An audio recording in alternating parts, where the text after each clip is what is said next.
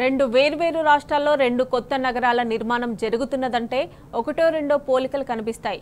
అయితే బెంగళూరులోని queen city, హైదరాబాద్లోని ఫోర్త్ సిటీ నిర్మాణంలో దాదాపు అన్ని విషయాలు అచ్చుగుద్దినట్లు సరిపోతున్నాయి. ప్రాంతం, ప్రధాన నగరానికి దూరం, కనెక్టివిటీ, మౌలిక వసతులు అన్నీ same to same. New city మాటున కాంగ్రెస్ నాయకులు భూదందాలకు తెరలేపారన్న విమర్శలు వినిపిస్తున్నాయి.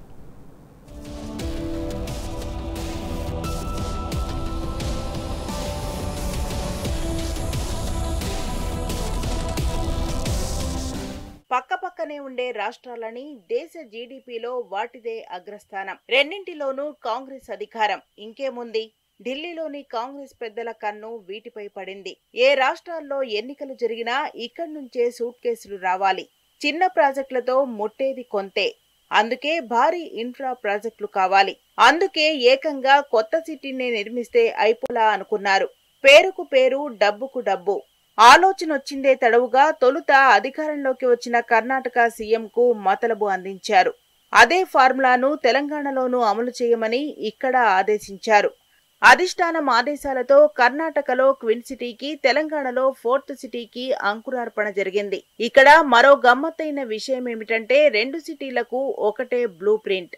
అది కాంగ్రెస్ అధిష్టానం డైరెక్షన్లోనే అంతా జరగడం విశేషం.